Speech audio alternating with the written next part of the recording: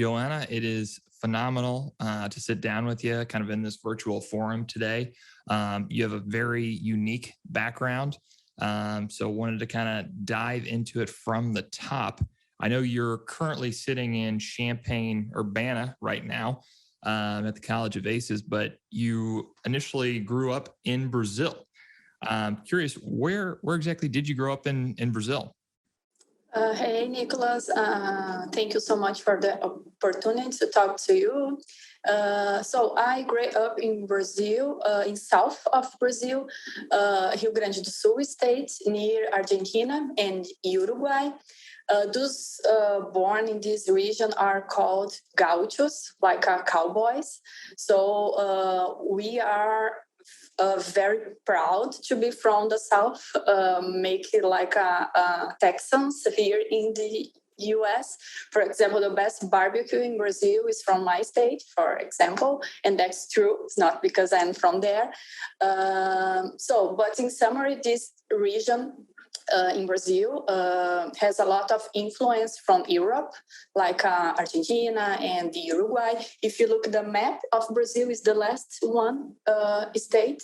There are many families from Germany, Italy, Poland, Netherlands, and it is the coldest place in Brazil, which is snow in winter sometimes. What's kind of the average, which winter would be June and July? What's kind of, how cold can it get down there? 0 degrees Celsius, 34 Fahrenheit. Yeah, sometimes the feels like a little lower, but yeah, snow in some regions is possible. Sometimes in July, August. Yes. Okay, cool. And I'd be curious, we kind of touched on, sounds like you had some great barbecue growing up. You did actually, experience some winters, and there's quite a bit of European influence in your area. What was it kind of like growing up in that part of the world in southern Brazil? Yes, so I'm going to talk a little about how big Brazil is, because like the US, it's a huge country. There are many influence from many countries, from Portugal, Italy, Germany, Africa. So I live in the south of Brazil. It's a region, it's very similar to, but there are some difference, cultures difference. But just to have a overview regarding Brazil, Brazil is the 5th largest country in the world in terms of area. It is the most populous country in South America, with more than 210 million people. Brazil is also the largest economy in Latin America, and our first language is Portuguese, not Spanish. Many people think that Brazilians speak Spanish, because actually in Latin America, Brazil is the only country that doesn't speak Spanish but Portuguese. Do you guys have a lot of? Are you fluent in Spanish as well, or do you have a lot of folks in Brazil in your area that speak both languages? Yeah, actually, Spanish and Portuguese are very similar. So I have never studied Spanish in my life, but I can understand 95% of Spanish speakers. So I don't know. It's the opposite is true. Maybe Spanish speakers cannot understand Portuguese speakers. I don't know why. But yes, but in Brazil, if you speak Spanish and you go to Brazil, it's totally fine to be understandable. Yes. And when we think about agriculture, Brazil is a powerhouse. It's the second largest agriculture exporter in the world. It's the largest exporter of coffee, orange juice, sugar, soybean, beef, and chicken. It's the world's largest producer of soybeans, chicken, orange juice, and coffee too. Soybeans and meat make up the majority of Brazilian agribusiness. For example, soybeans represent around 34% of the total value exported by Brazilian agribusiness. Meat, including beef, chicken, and pork, comes in the second place among the most exported agriculture products in Brazil. But in summary, Brazil, it's a agriculture powerhouse. And on the coffee front, obviously we're going to spend most of the conversation talking about corn, soybeans, and wheat. But does Brazil primarily produce Robusta beans or Arabica beans? Arabica, I think that's how they're pronounced. Arabica. Yeah. We have other types too, other kinds, but the majority is Arabic. Yes. Okay. And so, while you're in Brazil doing your studies, growing up, et cetera, what made you want to come to the United States? I think your first stop, if I was looking at your LinkedIn correctly, sounded like it was in Manhattan at Kansas State. What made you decide to come to the United States? Actually, I am a journalist and I got my master's in agribusiness. And in 2016, I was doing my master's in agribusiness in Brazil because I work at more than 10 years as agribusiness reporter in Brazil with the main communication group there. The name is Global, maybe you are familiar. And when I'm doing my master's, I had the opportunity to come to the US to do a exchange experience in Kansas State University. And I was researching about Matopiba. Matopiba is a new agriculture frontier in Brazil. It's formed by 4 states, Maranhão, Tocantins, Piauí, and Bahia. And I was my research was about that, and I received an invite from one professor in K-State. He is Brazilian too. He lives here many years, and he was researching about the same topic. So he invited me to stay here. I have been here just for 2 months. But so maybe in this time I realized, maybe I needed to have one experience longer than 2 months, and since then I have been living here now in the US since January 2020, 2 months before the pandemic starts. Yes, it's a very interesting experience, not just in my academic experience, but in my life experience also. Interesting. So I'd be curious, before we jump into the ag front more, do you notice any, now that you've been here for several years, or had a little bit of time in the United States, what's some of the main cultural differences that you're noticing between Brazil and the United States? It could be just the way you interact with people or anything. Yeah, actually, that's a good question because there are many things that are very similar between Brazilian and Americas, and also difference. About difference, I would say that the most difference maybe is regarding. I think Americans are more objective and direct on the point. Sometimes Brazilian speak like a calling. If you have a meeting, sometimes you spend many hours and until you have a result. I think Americans are more direct at the point. That's good. Maybe it's more productive when you have your time. You need to enjoy this time. But in the same time, Brazilians and Americans are very similar when you think about freedom. I mean, Brazilians don't like that the government or one person say, you should to do that, or Brazilians very free too, like the US. We like, for example, in this period regarding pandemic, Brazil and US, if you look at the numbers, many people don't like to wear masks. Many people don't like to follow the rules. Brazil I think, is very similar than the US. But the difference, maybe this point in food sometimes, but not a really big difference. Like if you comparison, for example, Brazil and China or US and China. So, okay, so there was a few differences. I mean, but you don't feel like you're on a completely different planet when you're here in the United States. No. Especially because in Brazil, we have a lot of influence from the US.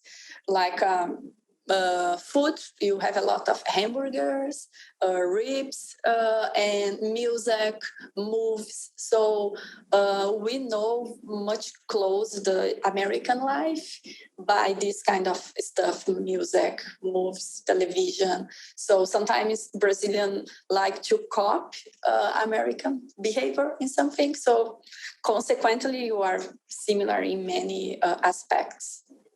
Very interesting. All right, well, let's dive into more of the ag front. I think I kind of want to set the basis for this conversation with. Let's just go over Brazilian ag and kind of corn, soybean, wheat. Kind of what are the growing regions for these three crops, and where are those growing regions continuing to expand, which you've already kind of alluded to earlier in the conversation. Yes, sometimes it's difficult to explain how Brazil produces three crops per year. But while countries like the US have only one crop, in Brazil it's possible to harvest three crops per year, each one in a different region and season. Brazil is a tropical country, so we have except my state, my region, that's a little bit cold during the winter, but even though we can have like a wheat, winter cultures during the season. It's not like here in the Midwest that's completely snow, you can not growing. But let's start, I talk a little bit about corn. Regarding first crop, for example, the first crop is the most traditional in Brazil. When I talk about corn, it's planted between September and October, mainly in the south of Brazil, which has a climate very similar to the United States, and harvest between February and May. Corn in this region is followed by wheat in the region's crop rotation. And the first corn crop is the highest yielding in Brazil, around 100 bushels per acre on average. If you comparison, then here in the US is much higher. But when you comparison soybeans in Brazil, the yields in soybean and here are very similar. In some years, I think last year, the yields in Brazil was higher than the US when you talk about soybean, not corn. The second corn crop called safrinha is planted mainly in the Midwest, Brazilian Midwest, after the soybean harvest between January and April, so at this moment. And it's harvest between June and August. It has become Brazil's largest corn crop. However, the yield is around 80 bushels per acre, 20% less than the first crop, because a lot of factors like the risk, the weather, regarding the investment. Sometimes farmers don't invest a lot in this second crop. So there are many factors that can explain why the first crop has yields higher than the second crop. And since 2018, the Brazilian government has officially recognized the third corn crop in the north and northeast. It's planted according to the American schedule from April to September and harvested between October and December. Although it's still very small, but it's continued to increase in size. It's very important to highlight that when we talk about three corn crops per year in Brazil, they are not on the same land. Rotation is normally between grains, such as soybeans, corn, beans, and pasture crops. Sometimes American, but it's the same area. You have corn, no, or soybean. No. It's we have three crops per year, sometimes in different regions and with different grants. Okay, and obviously that third crop area is the one that's expanding. And I've watched a few of your earlier videos on Farm Docs, and it sounds like you guys have room to grow about the size of Texas. Is that correct? If we were going to try to put it into kind of a U.S. perspective in that third area? Yes, when you think about the land available in Brazil, uh, today the majority is in the north and northeast, but not in Amazon. You talk about that later. It's in Matopiba region, again, Maranhão, Tocantins, Piauí, and Bahia. Um, uh, Four states in the north and northeast. The third crop, when I think in corn, is in the northeast. That's correct. But sometimes you can have a third crop in the Midwest. So it depends the climate, the weather in this year, and your decision about what grain do you plant, of course. Okay. And with things expanding in Brazil from an production standpoint, I know you've noted in a few of again past posts how government programs are encouraging this increase in acreage and production. Can you go over some of those programs and maybe who's supporting those programs? Is that at a state level? Is that at a nation level or a federal level? Yes, actually, the majority of the support programs come from the federal government because the federal government is the most important. It's where there is more money to invest. Of course, there is a lot of investments from private sector too, especially when you think about inputs.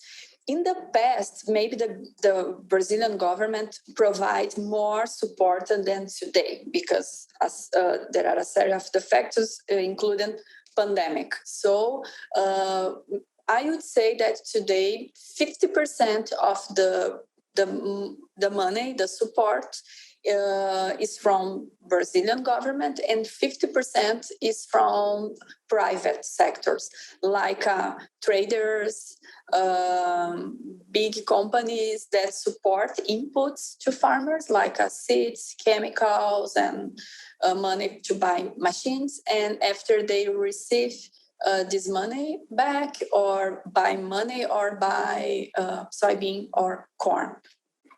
Oh, okay. So, so when you say that suppliers, they're basically the suppliers are acting as financiers, and they say, "Hey, well, this crop's in the ground, it's growing, you can't sell it yet. We'll finance you." Yes, okay. Exactly. What are some of the federal programs that are being offered to farmers? Is that like do they have like crop insurance in Brazil or? Yes, we don't have a crop insurance like the US has. We have, but just to cover the money that you invest in the farm, not necessarily the money regarding yields.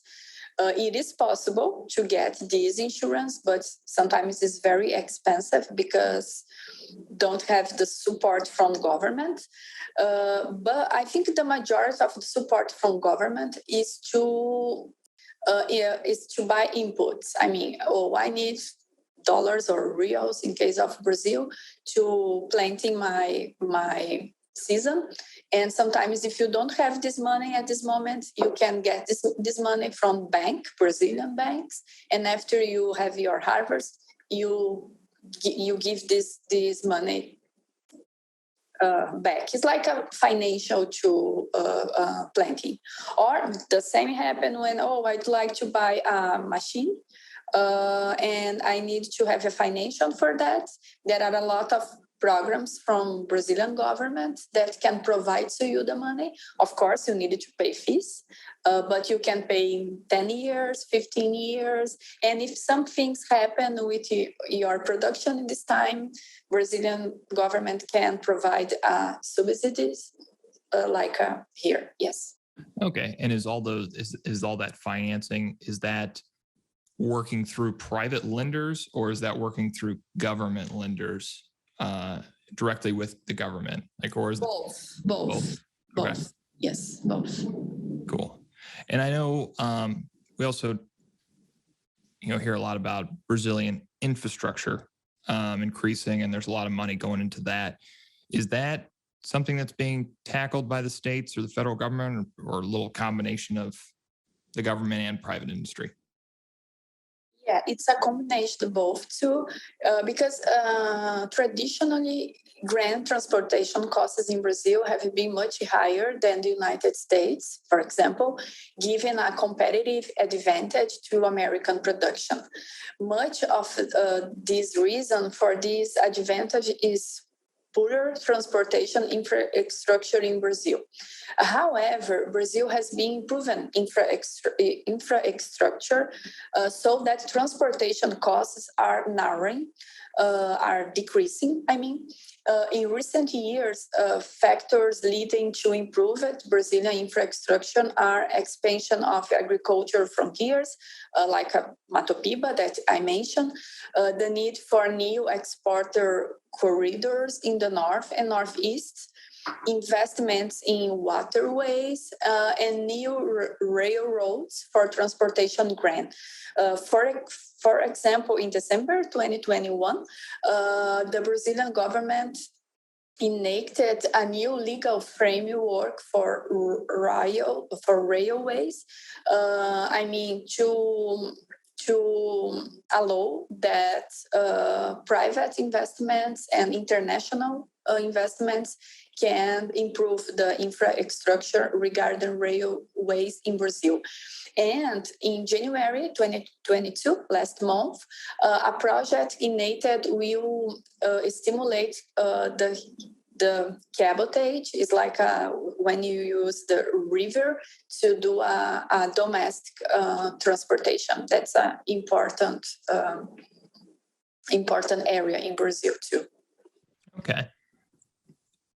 Pivoting back to some of the areas of growth, acreage-wise, in Brazil, I think when a lot of folks in the United States might hear that the crop acreage is expanding in Brazil, I think the shortcut in their brain is, oh my gosh, they're tearing down the rainforest again. And, folks will throw their hands up in the air, if you will.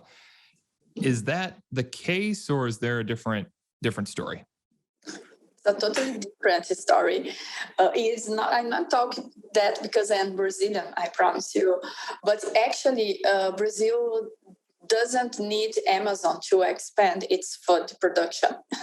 As you said, Brazil has one area the size of Texas to expand its agriculture production.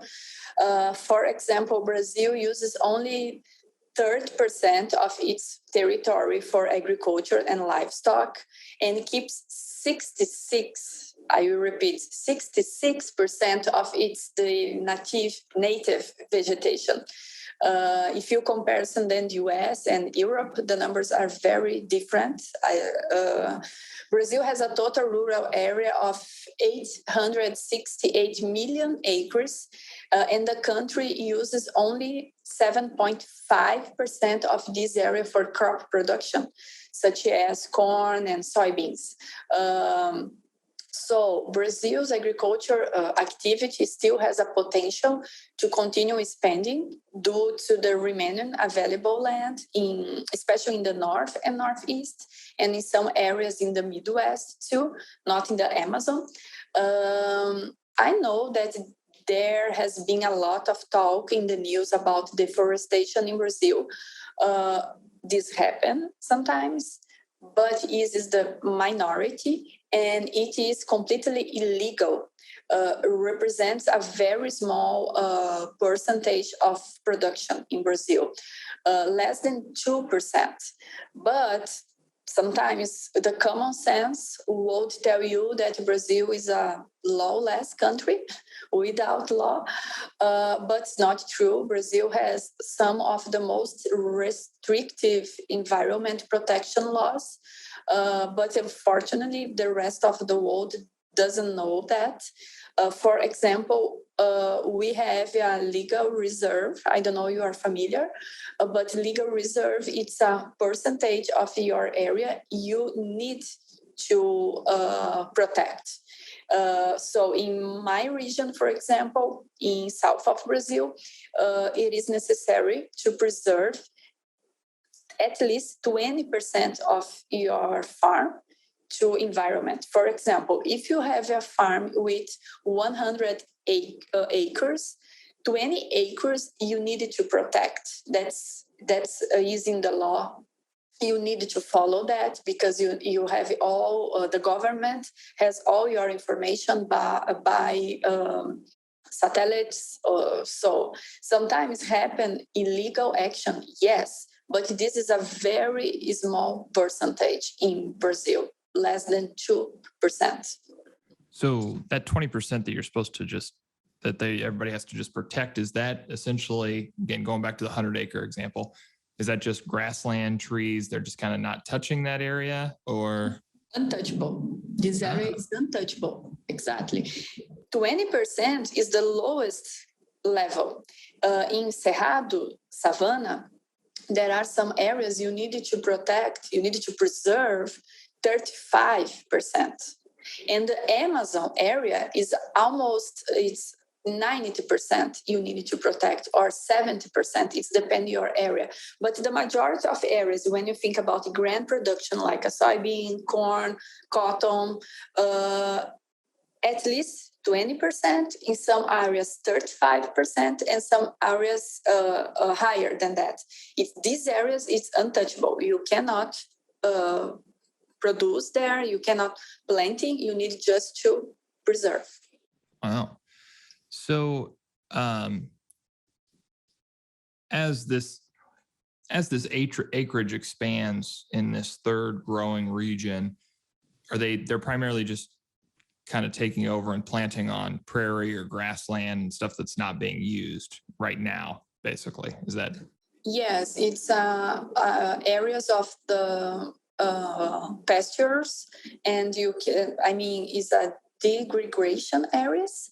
And so you put grain in these areas and you improve the yields. But the majority of areas is not the areas, you need to cut the trees and start a new production. No, it's areas that today you use just for pasture or just for animals, but not in commercial areas. Okay. Yes. With this land expanding for production agriculture and maybe going out of less productive areas, whether that's just grassland, pasture, et cetera, to row crop production, who are there folks taking advantage of this? I mean, who are the main landowners in Brazil? Is it primarily the growers? Is it the government? Is it institutional investors? The majority, for sure, farmers. Brazilian government has some areas, but more it's areas for like indigenous areas or areas for, the majority. Actually, there are 3 types of agricultural landowners in Brazil. First is small farmers, like a subsistence farming. Small farmers, especially in the north and northeast.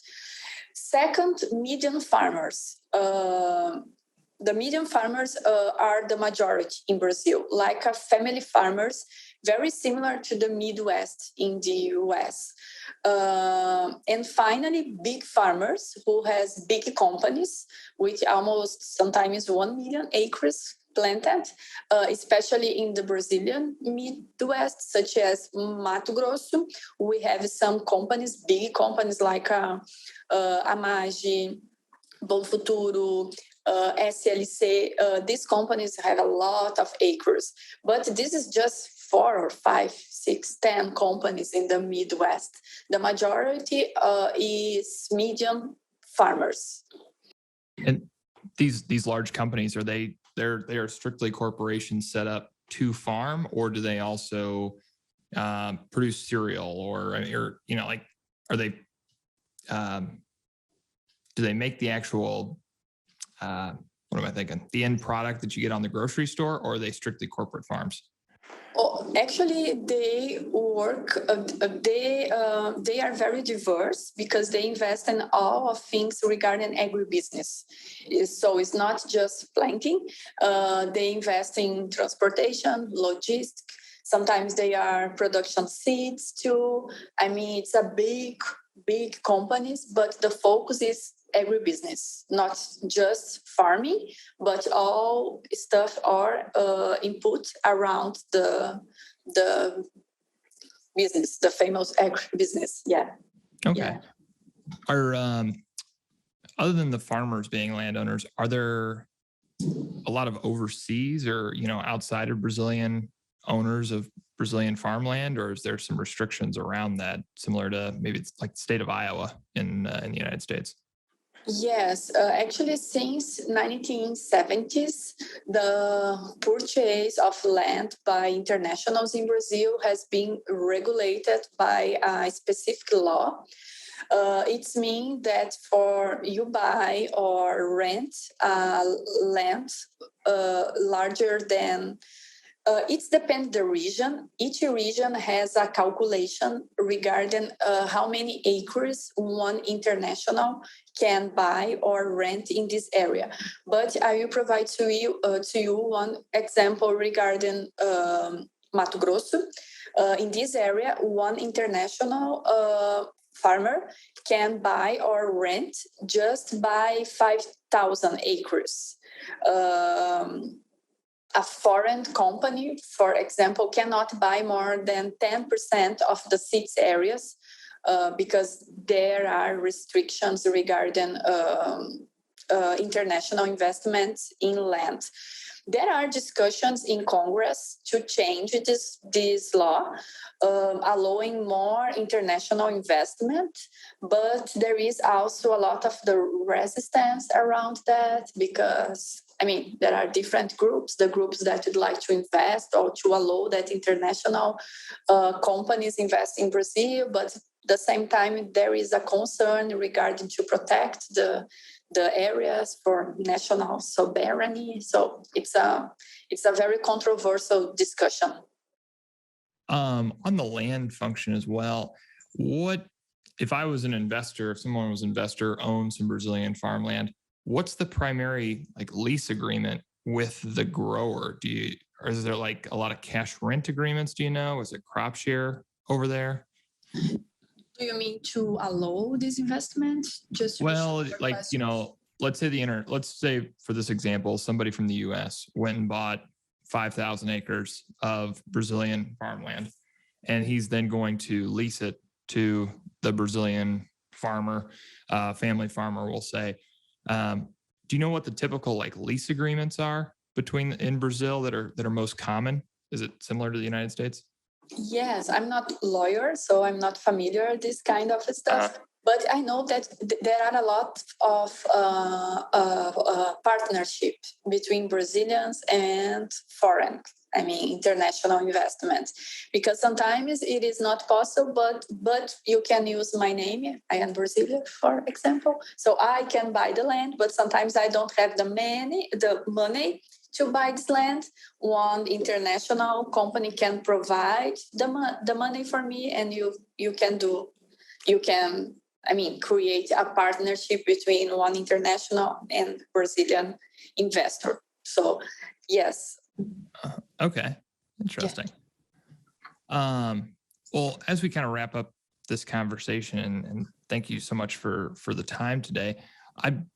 As we're still on the first half of the 2022 calendar year, what are some topics that you're kind of focused on or continue to look at in 2022 in regards to maybe Brazil as a whole and Brazilian ag?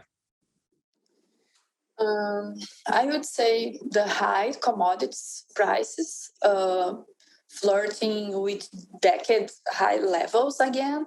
I don't know if you are familiar, but recently the South American, actually this moment continues, a severe drought in South America, in Brazil, Argentina, and Paraguay. So because of that, the prices increase again in Chicago, not just because of that, but it was one of the reasons. So we would like to know if the prices will continue high this year. Another important topic, not just regarding agribusiness, but there is impacting agribusiness too, is regarding recovery of the world economy after the pandemic, after 2 years. And more recently, the impacts from the Russian invasion of Ukraine. So that's a fact will have impact not just in Europe, but in the US, in Brazil, and in China. So I think these topics would be very important to monitor, and can change the market, the grain market this year. And if someone was interested in learning a little bit more about Brazil, whether it's ag, culture, politics, obviously they can follow you and some of the work you do at Farm Doc. But are there any books or things that you might recommend for folks to get more familiar? I think the best way to know more about Brazil is travel to there. But if it's not possible, there are great readings in books or on the internet. In Farm Doc, we have a content regarding Brazil. But book, when you think one suggestion would be the book, The Economics and Organization of Brazilian Agriculture, written by Fábio Chadá. This professor, he's from Brazil and he lived in Missouri, but unfortunately he passed away very young researcher. But he has a book, The Economics and Organization of Brazilian Agriculture, and it's talk about recent evolution and productive gains in Brazil regarding agriculture. I would say this book, but it is possible to find a lot of information regarding Brazil. Newspaper could be a good source too. Television sometimes. Okay. And I assume this book is translated into English for folks as well. And you said this particular individual, the author, lived in Missouri. Is that correct? Yeah, he was professor in University of Missouri in agriculture economy department. Yes, he is from São Paulo. And I completely agree with your recommendation in regards to if you actually want to know Brazil, you should go travel to Brazil. If somebody found themselves traveling to Brazil, maybe your kind of home territory, what are you telling them to order? Because obviously you noted at the front of the podcast, you guys have some incredible food down there. Do you mean about steak? Yes. Okay. Yes, I would assume steak and mashed potatoes is a must-have down there. Yeah, I remember you mentioned about where it is possible to find a better steak in the US or in Brazil, and that is a very difficult question. I am from the region of Brazil with the best barbecue, remember? So it's difficult to me say about that. But the biggest difference between steaks in Brazil and the US is in Brazil, we have more than 90% of production grass feed. So we use grain like a soybean and corn just in the termination. So more than 90% of our production is grass-fed beef. And and here is grain feed. I think that's a big difference. The both are really good. I really love meat, especially beef. But I think it is possible to realize a difference in the taste. In Brazil, you can taste a little bit maybe softer, and here you can sometimes taste a little bit grain, but the both are really good. It depends. I think the secret is the cut.